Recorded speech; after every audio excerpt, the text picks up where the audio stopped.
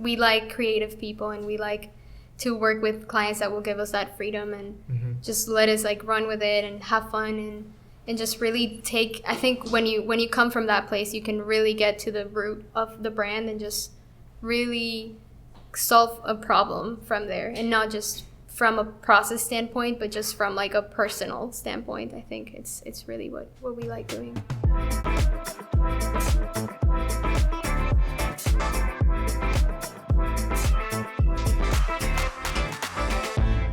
Welcome back to Step Into The Sandbox, a conversational journey through the creative mind. I'm your host, David Verjano, and today's guests are Gaby Arauz and Valentina Pardi, the creative design duo behind Freaks Design Co. Their work ranges from designing brand identities to other design projects for technology companies, restaurants, musicians, you name it. They also are ridiculously cool collectors of vintage pieces, including a 1972 pinball machine that now sits in their living room. We get into that as well as their background and how they got started in the industry. Before we begin, I want to give special thanks to Nick Jimenez for producing the podcast, as well as Michael Beltran and the team at Ariete for hosting us. Hope you enjoy it. Usually how we started off is with an icebreaker question, and we usually start with what you have for breakfast, but I feel like there's more interesting questions we could ask.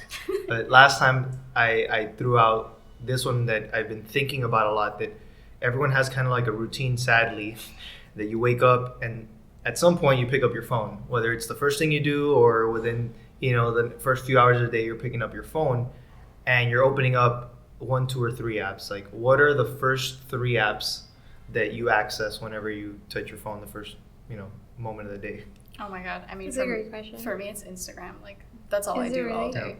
Yeah. Yep. I mean, when I've gotten so tired of Instagram, I'll go to Twitter, but it's not the same for me. She's never on Twitter. I need visuals. Yeah. I need visuals. So Instagram and Twitter. Yeah.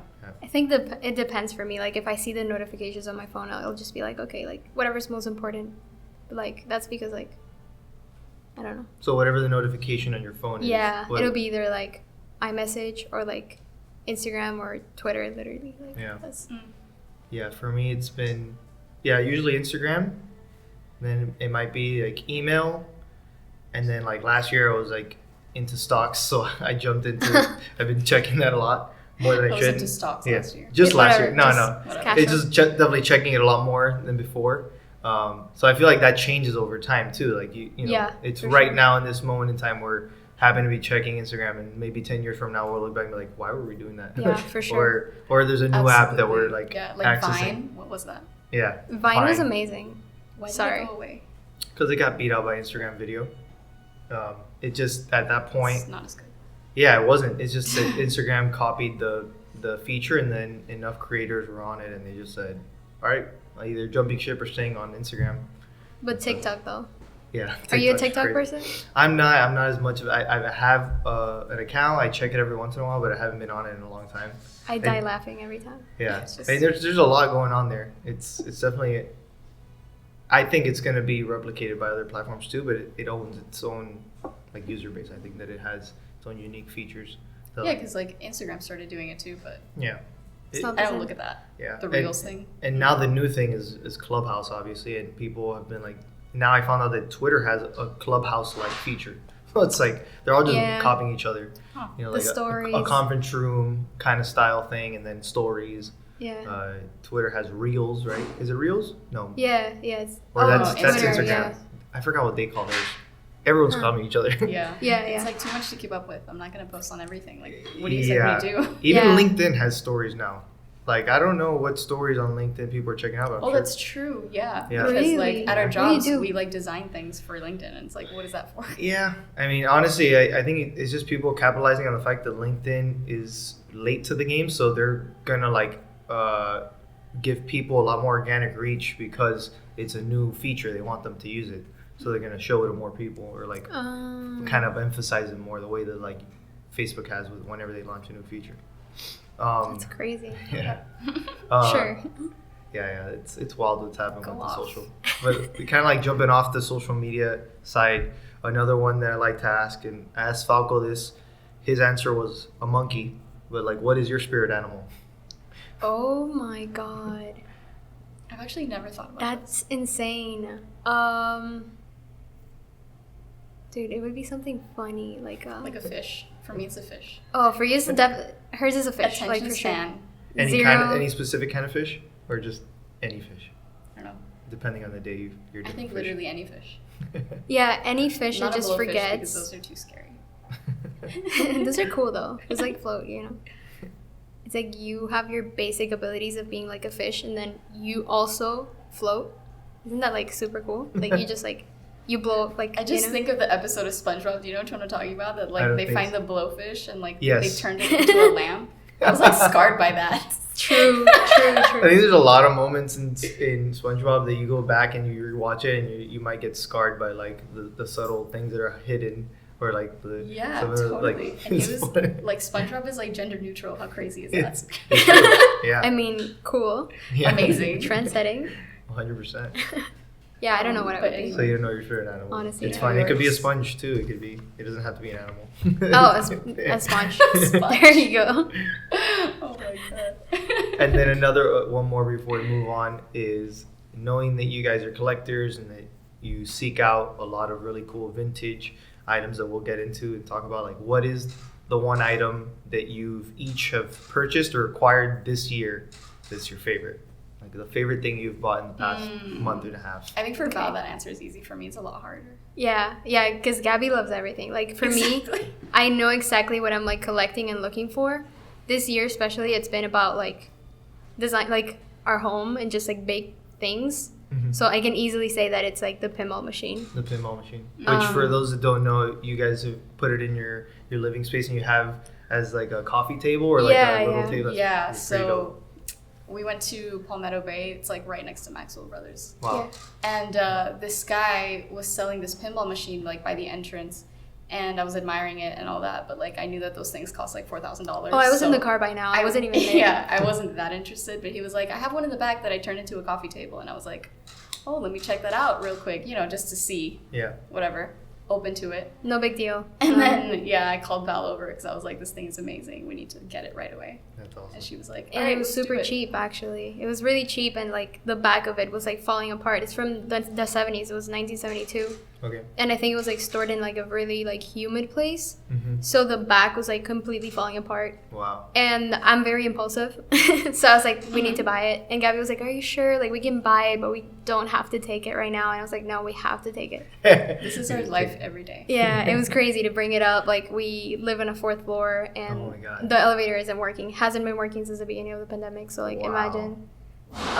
It was and then crazy. I had to like reconstruct the back. That's why it's my favorite too, because like I'm attached to it, Get you. Yeah, we like painted the back part. Well, she painted the back part. Yeah, and like put a little star and like on the like back part where the like scoreboard would go, there was like a hole. So we cut a piece of wood and then she like painted it and made it like match the rest of the pinball. It was machine. fun. It was fun. It's super cool. Yeah, and then we added like an LED strip on the inside so that it could like light up because it doesn't light up anymore. That's awesome. Yeah, super cool. But it was a cool project, honestly. Yeah. Nice. Yeah, and everybody thinks we're crazy for it. Yeah. Of course. I mean, we are, to a certain. I think it's awesome. Like we have like life size like Bert and Ernie's, and it's like they're these wood cutouts that we just got. They were like $80 for both of them. We're like, of course. They're like maybe like my height. They're like taller than us. So it's like yeah. That's awesome. But what would mine be? I don't know. No, it's just crazy. Like definitely one of Gaby's things, like it's the boxes. She loves boxes. I think it's like your big thing. Packaging. I love packaging, like little tins. I love little things. Like everything little. I just love it. Because like all the detail on the tiny little things is incredible. Yeah. Like they didn't get lazy and simplify it. They were like, let's go all out on this tiny little 2-inch tin. Like it's incredible. Especially from an era where design isn't as easily accessible as it is for us now. So like to design for those things with the tools they had then makes it a little bit more like impressive. Crazy, like somebody was there with their little hands and like placing all these. I don't know how or like they did big hands with the little, big hands with little things. Yeah, I guess that makes sense. Yeah, I don't know. I think it's amazing. I really admire that, honestly. But definitely one of my favorite pieces is the photography trophy that we have.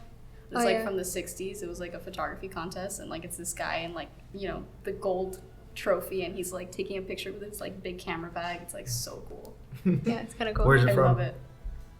Like like what place it's from? Or? Yeah. Where's like is it like a U.S. based thing or? Is it's like from Kentucky or something. Oh, Yeah, cool. yeah. Something like that. It was like a military life photography thing. Oh, really? Oh, Yeah. That's cool. Yeah. No idea.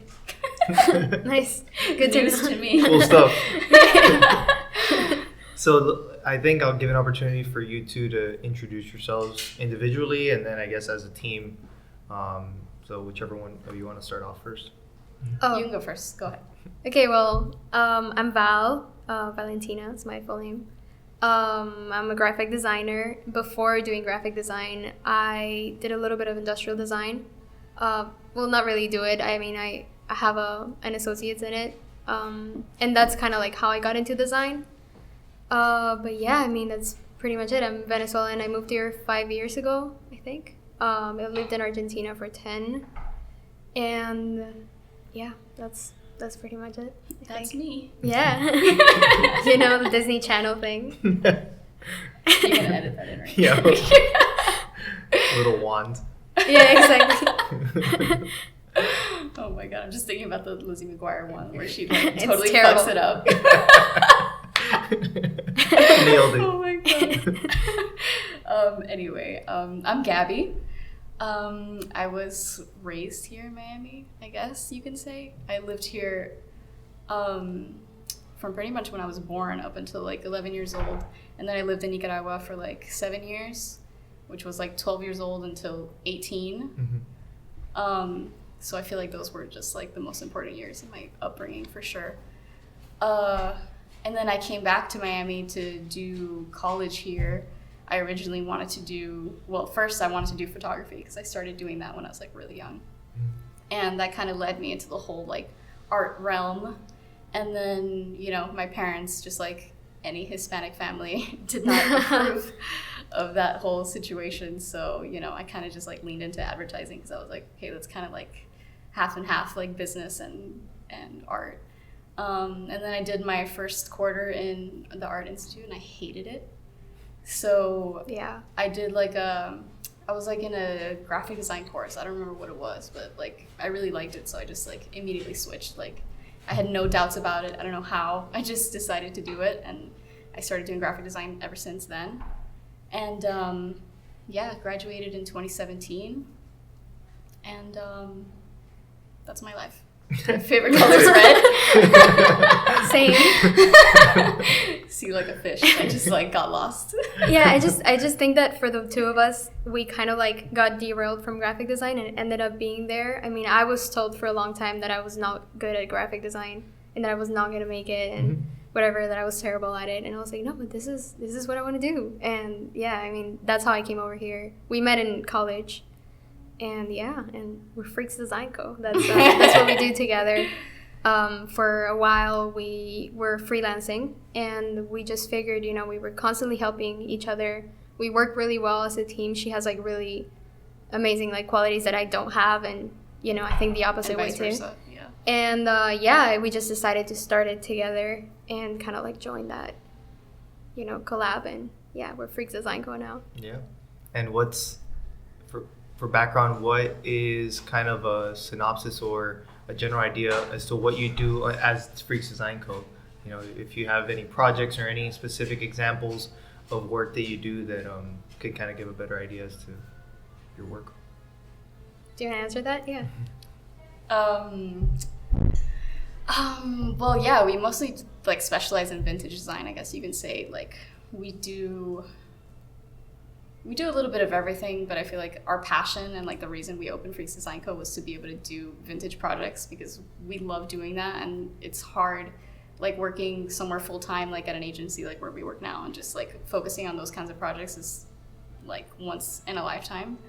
So Freaks Design Co., we really wanted it to be like branded in like who we are together, like to really show like our love for vintage, I guess. And just attract clients that like that same thing, which, you know, nowadays is like overflowing. But yeah, I mean, we definitely like to focus on brand identity projects. Like, for example, the Maxwell Brothers project that we did recently with Falco. That was like the funnest thing we could have done ever. Yeah, it came out great. He's like the best. he's like the greatest for a client. I mean, Yeah. I think absolute trust. more than anything, to just like go from what you were saying, is that we started Freaks, and we're called Freaks because we like working with, like, people that are not, your boxed in, cookie cutter people, and just we like creative people, and we like to work with clients that will give us that freedom and just let us like run with it and have fun and just really take. I think when you come from that place, you can really get to the root of the brand and just really solve a problem from there, and not just from a process standpoint, but just from like a personal standpoint. I think it's really what we like doing. Yeah, right. Yeah. And in terms of the roles that you guys play at the agency, how does that divvy up, or how do you, it's mainly two of you, and we've collabed, so I'm sure there's collaborations with other partners. So like, what's that dynamic like? I think it's pretty marked at this point, because I'm more of like the behind the scenes of it. Gaby is definitely more at the front. I do talk to the clients a lot more, just because Gaby says that she's quiet. But yeah, and then other than that, I think like Gaby will do more of like the strategy, and like more of like, I think she'll come up with the concept, and then I can finish it up and just like kind of like give a meaning to it. Okay. We like kind of, always try to put meaning into everything that we do. So yeah, I think like it's I really come at important it from like a more creative approach, and more like, this is exactly the typography we need to do. These are the colors we need to do. That's right, Like yeah. all that inspiration stuff. And then she's better at like the conceptual things and like logistical things and things like that. yeah, for sure. So we kind of complement each other. Yeah, totally. Cool. And so you kind of gave a backstory as to how you each got into design, but there's also the element of you guys said that you did some time in school to learn it, but I'm sure there's a certain level of like self-taught, Yeah. right? So what's that, if you were to split it, is it like 50-50, 80-20? What was that in terms of what you've learned from design individually versus what you learned at a school or through a program? Oh my god. I mean, for me, it's like 90-10. Yeah, Like same. school was just like to open up my mind to like all the things that are possible.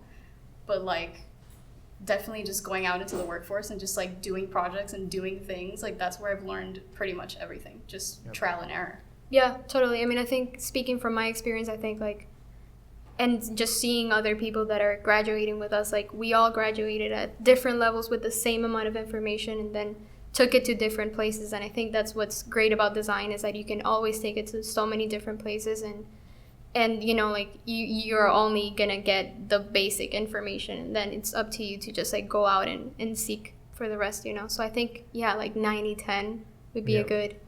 Totally. I feel the same. I mean, I didn't study graphic design, but I took 2 courses that were, one was computer, like photo editing, the other one was graphic design.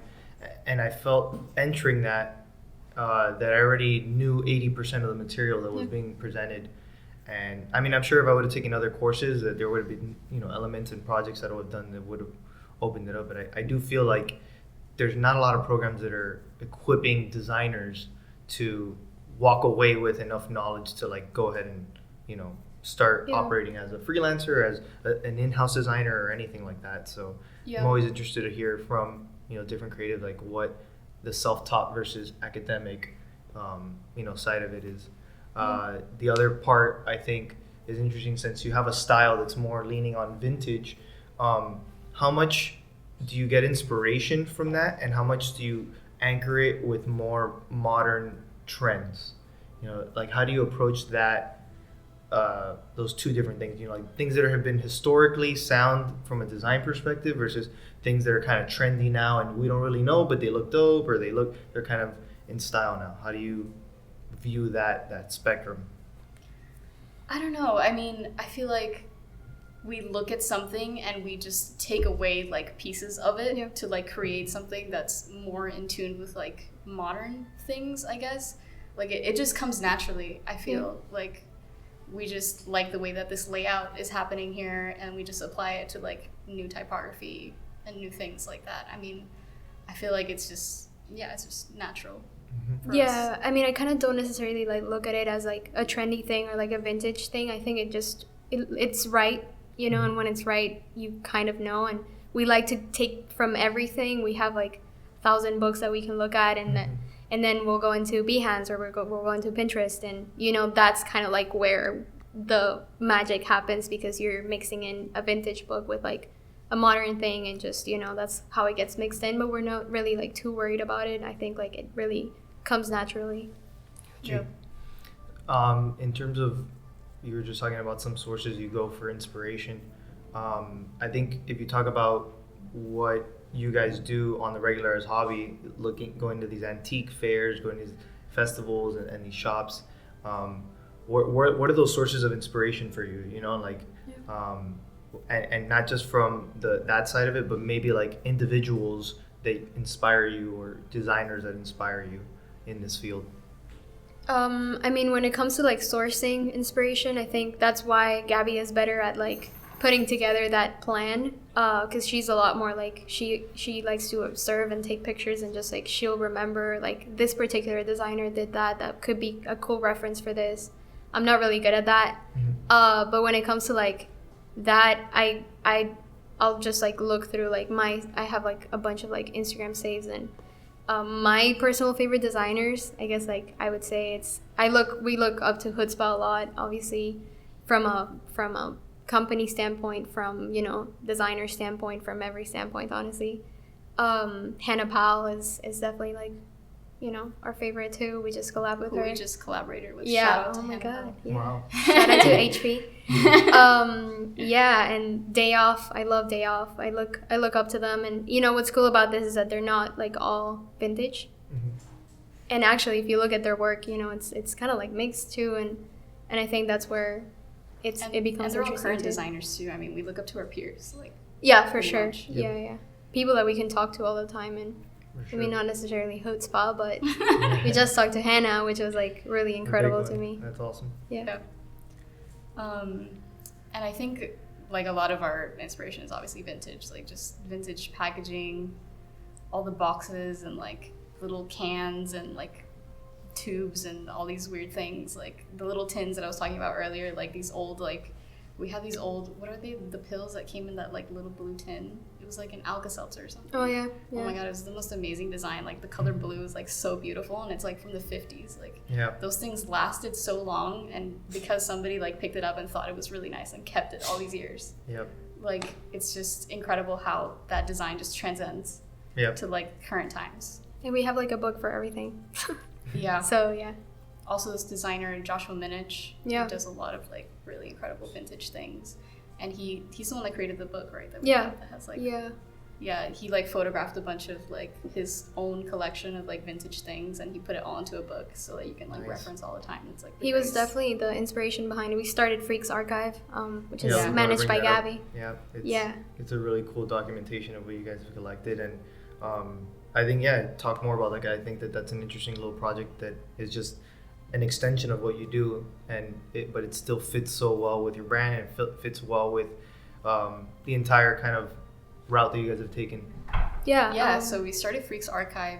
How long ago did we start? Not that long ago. Not long ago. It was definitely a quarantine project. Yeah, Gaby was like, I really want to put these somewhere. Should I put them on my personal Instagram? And I was like, well, why don't we just like start Freaks Archive? It could be like handled by you. And I was like, no one's gonna care about that. And I was like, well, it'll look really nice to just have a feed where it's just like all these vintage things that we have, and it's like our house just like dissected into like this little Instagram. It's like looks so nice. And I mean, we've been photographing everything and scanning it and like putting it on these white backgrounds so it all like looks nice, because we have to design it, of course. But I mean, there's tons of things that I still need to photograph and scan, and just it takes up a lot of my time.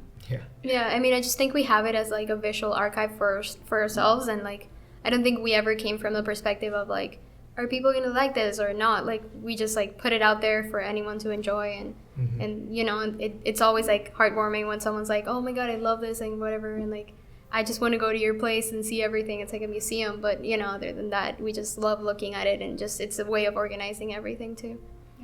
I think it's almost like the modern day version of pulling out a photo album to reminisce on things that you've collected or taken photos of. And it's funny because like my mother came to me yesterday with a bunch of like vintage Japanese woodblock prints that she had bought years ago.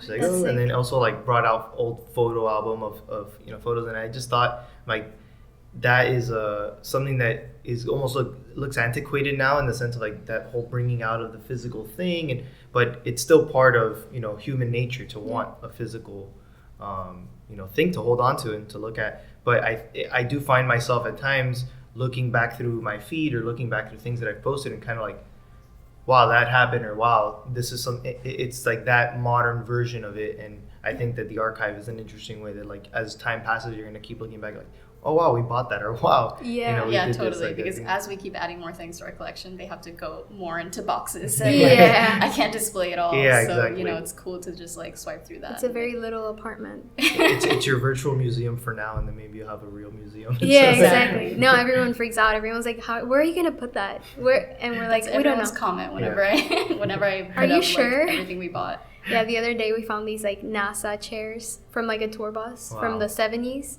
And we were like super close from. They were like $400. I'm still thinking about them. Yeah, But yeah, like everyone who walks into our place is like, wow, this is a museum. Yeah. Like everyone has that comment, and it's hilarious. And people have like asked us to like use our props and like for photography. That's so cool. we might have to start some freaks business. Yeah, exactly. Props rental. Yeah, exactly. Kind of talking about the inspiration that you've acquired, seek out, and kind of like build your environment in. What do you consider to be your most creative environment, or when do you feel most creative? I mean, definitely the environment would be the apartment. I think like to me it's very important to be surrounded with like stimulating things all the time. And what I like about the apartment is that we have like areas for everything. So like there's different moods in the apartment. So I think that's where I get most of my inspiration from. Yeah, for sure. I mean, I totally agree. Our apartment is just like a spitting image of like our souls. Yeah. Like I just love looking at everything on our walls and just admiring it all the time. Like sometimes you just get used to looking at your place for so long and like you don't appreciate it that much. But like every now and then I'll just like think about it from an outsider perspective and be like, holy shit, like this stuff is so cool. Yeah. For sure. That's awesome. Yeah, I think for me, it's more of like I haven't arranged my space to be like that kind of inspiring thing that I keep building around. So for me, I like switching environments. I like going outside. I like before the pandemic, I would go to a lot of different coffee shops and work from there for a bit and just kind of stimulate myself by like changing environments. For sure. But I think this like a thing that kind of shifted during the pandemic is like, if we're going to have to spend more time at home, or if that's kind of like a thing that you have to spend time in your own space, why not surround yourself with those things that are going to inspire you as opposed to like waiting or depending on having to be able to access these other things. So I think it's really cool that you guys have done that. Yeah. I think part of creativity, there's this dichotomy of being stressed and having stress and a deadline inspire you or push you to finish something and be creative. And there's also like the need to relax and step away. So how do you, I guess nobody knows how they get stressed or like they don't seek out stress, but how do you, what for you is like the most relaxing, the way that you relax best? Well, that's a great question. That's a you question. I think to me it's like so important. Gaby is like one of those people that are like constantly thinking about design and just like living, breathing it. And I need my times off. I think that's like super important for my process. And like it's crazy, but I love being home. Like I don't want to leave home. But I'll just like watch a TV show. I think that's like the best thing for me. And true crime, I'm like such a true crime fan. And I think that's like recharging for me, honestly. Like it's just which great. Is insane because it's so anxiety. Says a lot. Says a lot about the shows. It is. I'm not gonna You're lie. like, well, at least I'm not in that. Yeah, right. Yeah, like could be me, but it's stabbed, not. and she's like, wow, I'm relaxed. I feel better now. Time to go to work. Yeah. Oh my god. I don't know. For me, it's like going outside. Like I love being outside, going on walks. Like especially during the sunset, the light is so beautiful, and I love taking pictures too. I do like a lot of photography, so I love just like going on walks with our dog Stevie. Shout out to Stevie. Stevie Licks. Yeah. Yeah, and just like especially because we live in Miami Beach, it's so interesting. Every little corner is so interesting. The way the light hits everything is just amazing. But yeah, I'm thinking about design during that entire walk. Yeah, she's like, oh my god, look at this type, and she'll take a picture Exactly. of it, which happens when you're outside. But it's like she's never recharging really. She's just like constantly going. Yeah, I love it so much. I really admire that, honestly. Like, I wish. It's good if it drives you, and that's what stimulates your mind, and it's like it's inescapable essentially. Yeah, exactly. It's part of your being. Exactly. Yeah, for me it was a lot of like I picked up habits that I had done very sparingly, like meditation and walks and reading, and I just obviously with the pandemic had more time to do those things, or I made it an effort to do it. So I think that that's something that I've built as part of my repertoire, and I feel like it has been good. But also I noticed that there's times where instead of going on the walk and listening to a podcast, maybe I should just go for the walk and not listen to anything, like just take in the environment. So there's still that, I guess, that part where you feel like you still should be doing something. I should be listening to a podcast so I can learn more about this subject or that. So that's me finding the boundaries and finding where. But overall, the practice of like meditation, walking, and reading has like definitely been that sweet spot. I think it's just a matter of like finding what's the good mix of it. One thing that I think is interesting about creativity in general is this concept of imposter syndrome that a lot of creatives, and really it's outside of the creative world too, experience. Do you have any experiences in recent years that you felt imposter syndrome? And if so, like how did you tackle it? Every single day is the short answer. I don't think I have a way to tackle it. Thankfully, I have Gaby next to me that she'll, tell me, you're good, you're doing good and whatever. And I really need her opinion sometimes, or all the times, really. But I think like I always had that. It's not something that's easy, and I think like it's super common in designers to have it. Like even when we talked to Hannah, like she's doing so well, and she had it. Like she just felt like she was like a big fan of our work, and we were like, do you know who you're talking to? Like look at So it's just totally. It's definitely grounding to like speak to someone and just notice that they have like the same thing, so it's I try to think about that too. Yeah, I mean for me it happens a little less. I feel like our work the past year, I think at the workshop, like has really just defined like my skills as a designer.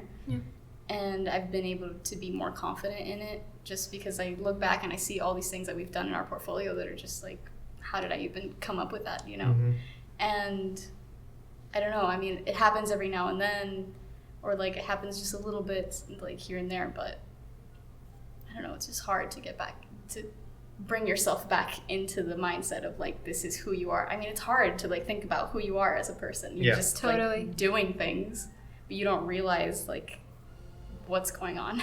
Yeah, I think it's always important to have that person to like ground you and tell you like how good you're doing and like how good what you did was, and because it's really hard for you to like put yourself in a different perspective, especially when you've been looking at the same project for like probably months at a time. It's like, I hate this already. And that's exactly how it's so helpful to like have this 2-person duo design team. It's just so helpful for us. Yeah, totally. Absolutely. And I think that, I mean, I guess the way that I frame it in my mind is that whenever I find myself running into like the imposter syndrome, I have to remind myself that like everything that we live was created, in terms of our world and our society, it was created by humans that were figuring it out, and they are figuring it out as they go. Like we are figuring it out as we go now, because there's always new things happening, new developments. So it's like, at no point was there this standard that you should be doing this, and it is, definitive that you should be this person and play this role. And so I think that kind of makes it more calming and say like, oh, we're all just figuring it out. So we will figure it out, and sometimes it takes a lot more time, or sometimes it comes quickly. But I think that as long as you ground yourself in knowing that it's not like everyone else has it figured out and you're the only one that's having this syndrome, I think that makes it a little bit more comforting to I think I mean, I constently have that thought.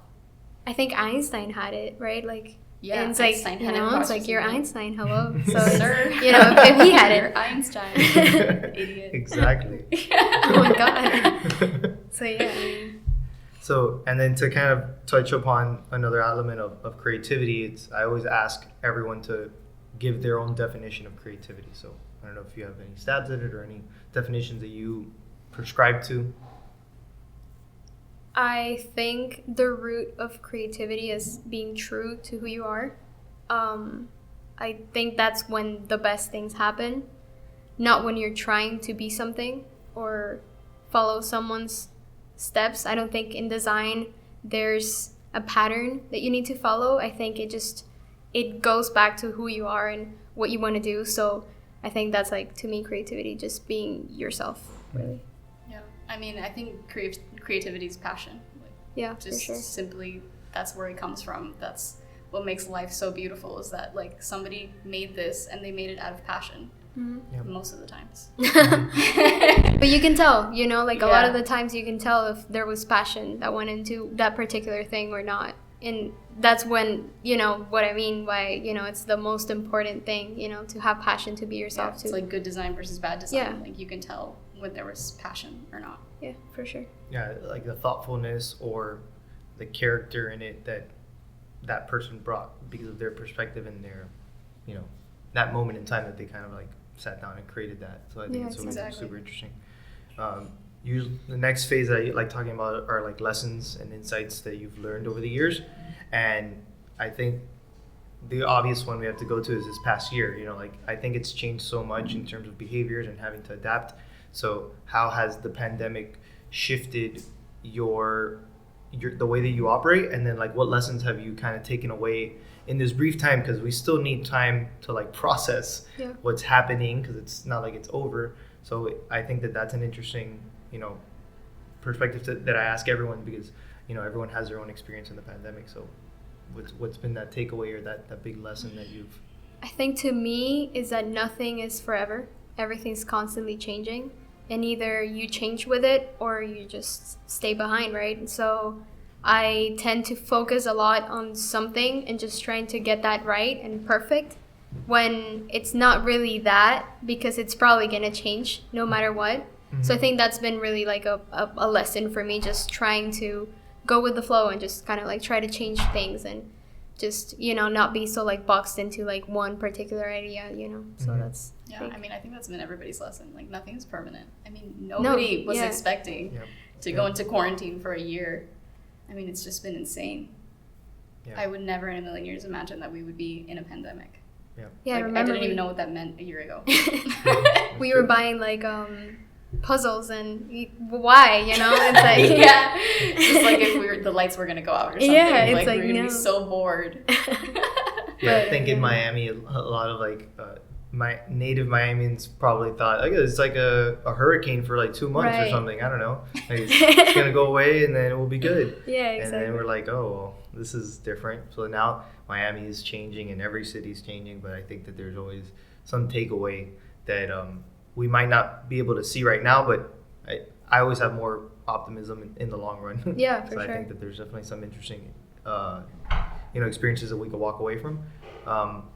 I think another layer when it comes to like the lessons learned is, if you were to give yourself, 5 years ago any advice, what would that be? Or you can flip it and say an aspiring designer, what would you tell them as they're entering the space, whether they're becoming a freelancer or going to be, an in-house designer somewhere? I mean, I don't want to sound repetitive, but it would definitely just be like, don't try to be like someone else, I think for a long time, I even, like when I was in my portfolio class, like I had to do 10 projects, and I ended up like scrapping all of the 10 projects because they weren't really true to myself. And a person told me, like, if I, like, he reviewed my work and then he left, and he was like, when I leave this room, like, I'm not going to remember your work. And this is why, because you didn't put passion into it. You just did it because you wanted to try to and make it right, Mm-hmm. So I scrapped everything. I started again. And, that ended up, being great, for me. So I think, like, it would definitely be, like, don't try to be someone else and just do what comes from your imagination, because it can definitely be done no matter what, I think. Yeah. Just, like, going off of that, too, is just, like, do things that you love. I mean, even if you don't have a client that particularly wants something that you want to be doing, just do it anyway. Do it as a passion project. Just like keep practicing, like put things out there that you want the kind of project to be, and just, you know, it'll come to you eventually. Just keep putting things out that you love, and just keep practicing. Just keep practicing. Yeah, for sure. Like, there's no other way to put it besides keep working. And just, like, believe, right? Like, I don't know. Just because, like, it's easy to get, you know, just thrown off by, like, everything. And just, like, you just have to believe in, like, what you're doing and yourself and what your passion is. And just keep going, you know. Yeah. The confidence will come from, like, continuing to design. Yeah, totally. Yeah, I agree with that. I think that sticking to it and kind of having that compounded effect of learning each time and hitting a brick wall if you have to. I think it's important for aspiring designers too to have that self-awareness of, like, when you encounter the situation that someone told you you're not a good designer, or they didn't like your design. So what if someone takes that and says, all right, well, I'm completely changing my career now and not following that path, when it could very well become a career that they love and they're good at. So I think that having that long-term mentality is big, and having to stick through the reality that you are probably going to put out a lot of shitty designs and a lot of things that you look back at and say, wow, I thought that was great and it's not so great. Or eventually you get to a point where you're like, oh wow, I did something that has, with time, I like. And that's when you, I guess, find that sweet spot, but you have to put in the work and the time to get there. So, Yeah, for sure. For sure. Agreed.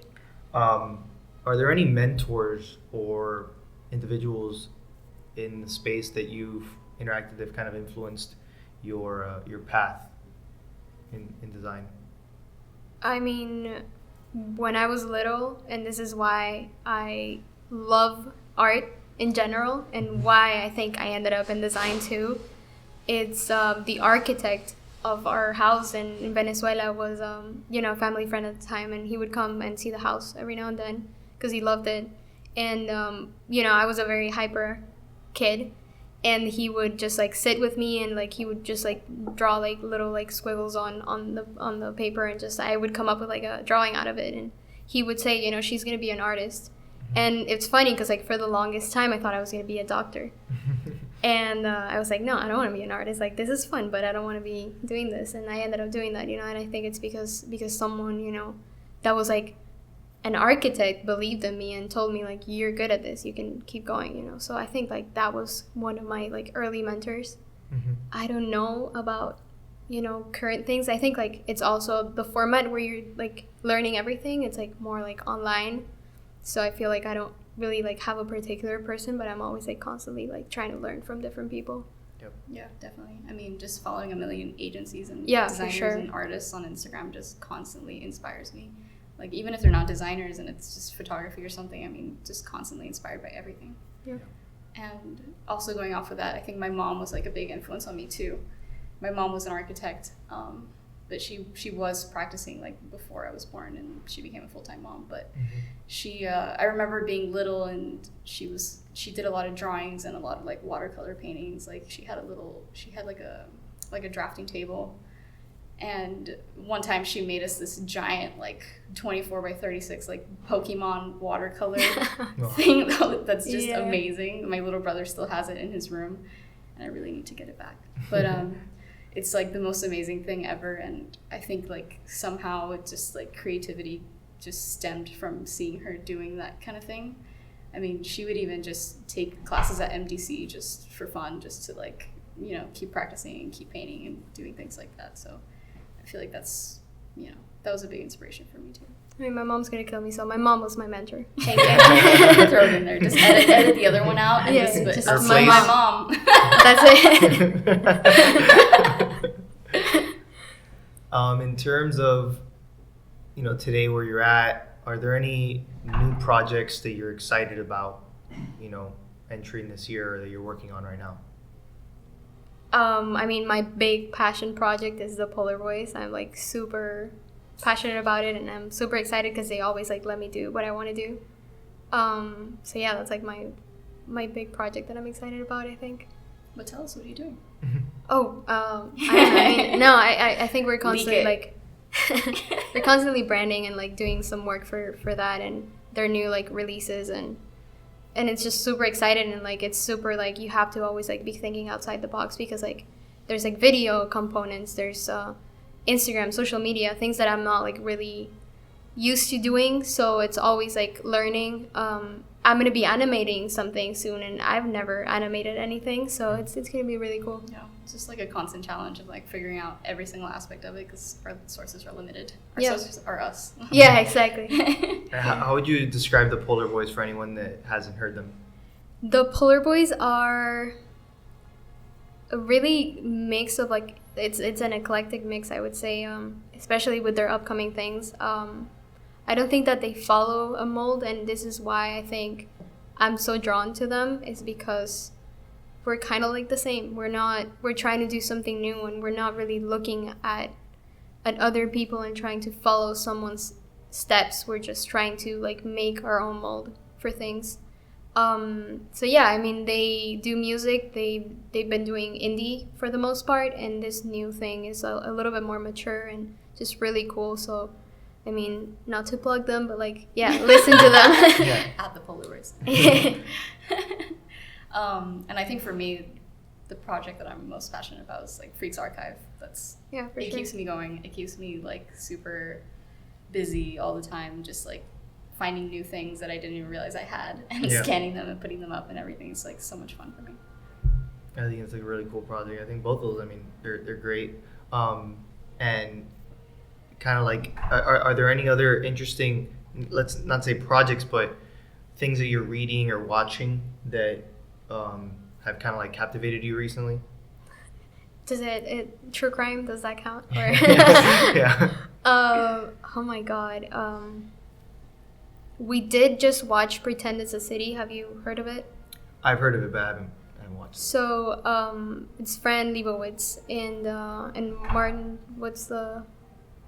Scorsese. Yeah, so yeah, it's really funny, and it's about New York, which, you know, it's like my favorite city in the world, and I think like it's cool because it kind of like you put yourself in someone else's mind, and it's like a crazy mind, and it's really cool because to me it makes me feel like, you know, there's like kooky people out there, you know. It's like it's I just think it's cool. It's a cool like perspective on things, so I think that's like definitely a cool inspiration source that's not like design. Thank you. Oh my god. What else have we seen lately? I feel like we jump from show to show just Oh like my all God, the time. yeah. And I don't read because I don't have that attention span. I love reading. I do love reading. I don't know. I mean, we do watch a lot like what's the design one? Well, it's not really design. It's like art. Abstract, yeah, we do watch a lot of that, and it's cool because, you know, they also have like similar things that, you know, problems that we talked about before, and it's cool to see someone that actually made it, you know, and they've been through the same thing, so, you know, that's kind of like what keeps us going too. Yeah, and seeing like other people's process too is so interesting. Super cool. There's no schematic that you There's have to no follow pattern, or yeah. anything. It's just, you know, everybody figures it out on their own, and they have these like crazy paths that they take. That's super interesting to like see.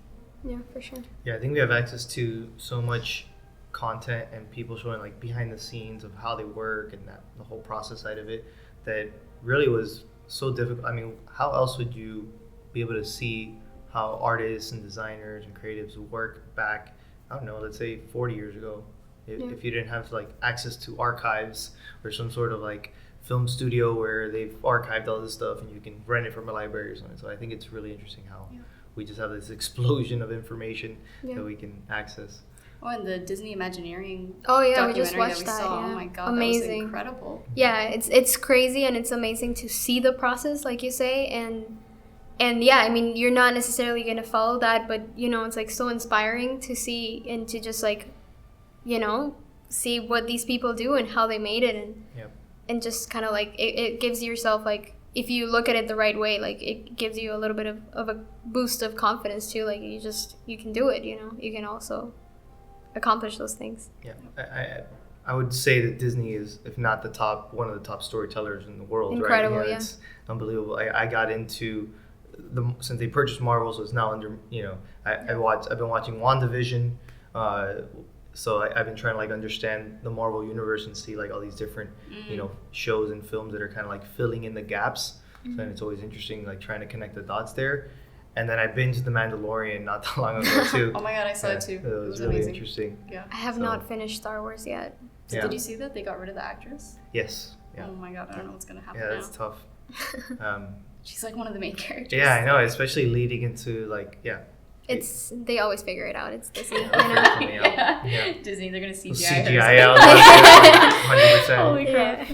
Exactly. Like we can't be actors, but we'll pay for the rights to use your CGI image and like. Right. Exactly. Oh my god. But yeah, I mean that pretty much wraps up what I wanted to talk about. I don't know if there's any topics that you guys had on the top of your mind or have been itching you lately that you want to cover before we wrap it up. I want to say that I miss concerts.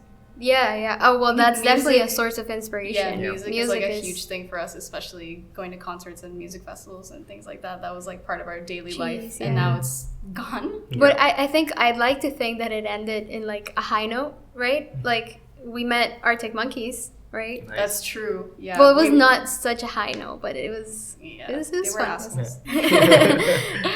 But yeah, Don't meet your idols. Yeah, exactly. But it's definitely a big source of inspiration for us too. But yeah, just inspiration doesn't come from like just design. It comes from everywhere, and I love being in this world. I love being a designer. I love looking at other designers and just talking to them if possible and just learning as much as I can. And I don't think we're ever going to stop learning, and that's what makes a good designer, like just always constantly trying to be better. Yeah, you have to constantly adapt. I mean, that's part of our profession for sure. Yeah. Like, imagine all the people, like, when I worked at Telemundo, like, 2 years ago, I worked with people who were, like, 40 plus, and, like, when they started and they were interns at the same company, they were, like, they had one computer, and they were just, like, cutting and pasting things together to make posters. That's and wild. It's, like, now they're doing the same things that we're doing to make things, and it's, like, crazy. Yeah, it is pretty wild, the access to tools that we've got.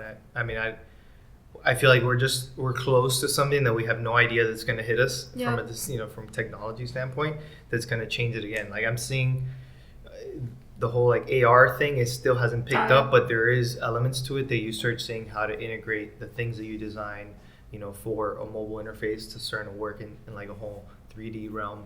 Yeah, that's what I was. Didn't we mention, just look I saw at your that? story? Yeah, I know. I just saw you got it from there. that's Adobe Aero, and I was like, I've been. I downloaded it a while back, but I didn't really mess around with it. Now that I saw someone apply it, I'm like, okay, cool, this is interesting. Like now it gives me an idea of like how I can go and mess around with it and experiment with it. So those things always keep me like really fascinated with where this can go. Totally. And at the same time, it also like can take you so many different ways. You're like, all right, so do I have to pick up animation and 3D modeling and this, or do I drop the other stuff? Like that's where that's the tough part. Like what do you leave behind and what do you take with you kind of when you're navigating this whole thing. I'm not there yet. I just want InDesign to have like animation. That's what I was going to say. InDesign, come on guys, like if you're listening, GIF in there. I feel like they just treat it like a stepchild, like InDesign. Like they don't really update it the way that they do for like Photoshop and Illustrator and like all these other ones. Sad. I love InDesign. I'm excited about this like new thing, standards. Have you heard of it? No.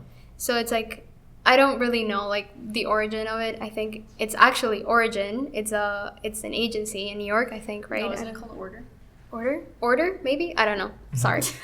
But they created this platform called Standards, and basically you're just going to be able to like animate your brand standards and just like make them super cool, and like if you click on something you're going to be able to like download the SVG, and it's just like such like an interaction. It's like a website for your brand standards. Exactly, and I think like so that's definitely definitely kind of like a design system that's lives online that you can kind of access. Exactly. That's what I think. The hex codes of like all the brand colors, so if you click it, it like copies it. Exactly. Yeah. It's amazing. I think like that's where we're moving. It's like everything's gonna be interactive. I feel like that's a big point. Like right now we're in the middle of doing the redesign for the rebrand for Diced, and that to me I'm like now I'm looking at the point where all right, let's say once they approve the handoff and the point where the client can take these things that you've built and use it and do it in a way that isn't hitting you up and hey, where's this at and where's that at, and how to access and use the brand elements that you spend time on. So I think it's going to be a super useful tool. Yeah, for sure. I For feel sure. like that is like the hardest part. It's like when you finish the The brand handoff, identity, yeah. everything you made is like incredible, and then when you hand it off to the client, it's like, how do you make sure that it stays That it that They stays, way? stick yeah. to it, yeah. It's hard. I mean, hard. it always, by resources and stuff, I think that's the challenge. And I feel like it's like birthing a child in a way. And kinda having Yeah. like, Exactly. whatever, Yeah. hopefully it grows up to be what you want it to be. But Yeah. it might, It look. might die at 2 years old. Oh my God. Exactly, yeah. I think that sometimes they're just clients that don't know how to use the things that you've created. So we just got to Yeah. get better at like helping them use it. Yeah, for sure. It's always the challenge. Cool. So is there anywhere that people can follow you or anywhere that, they can get in contact with you? Yeah, our Instagram is Freaks Design Co. Our archive is Freaks Archive. And Yeah. our personals don't really matter. We Yeah, don't. they're there. I don't know. Doesn't matter. I mean, I do upload illustration. That's now, true, you and do yeah, I illustrations. do my illustrations. They're my little Nice. passion projects. So yeah. And Really what's cool. your handle? But you can get there. It's vparty.co, but you can also get there through Freaks Design Co. So Okay. Yeah, so they can find you on Freaks Design Co. on Instagram. You're mostly on Instagram, you said, right? You're Yeah. on Twitter, Yeah. but not really. no, not Okay. really. So yeah, follow them on Instagram. And I don't know if you have any parting words, but thank you guys for coming. I mean, appreciate thank the you for time. having us. Like Yeah. it's Having it's us. been an honor. And yeah, I don't know. I mean, I'm Thank gonna be you. honest, I'm not gonna watch this because I don't want to hear my voice. yeah. So whatever. Just we're just gonna throw it into cyberspace and It's let all it happen. As long as other people, at least one other person, that gets inspired and kind of Hopefully, yeah. Yeah. understands where you're coming from. So We have fans, Yeah. My mom. And My mine. mentor. My mom. But yeah, I mean, thank you for having us. It's great. It was no great. problem. Love having you. Thank you. Cool, thanks.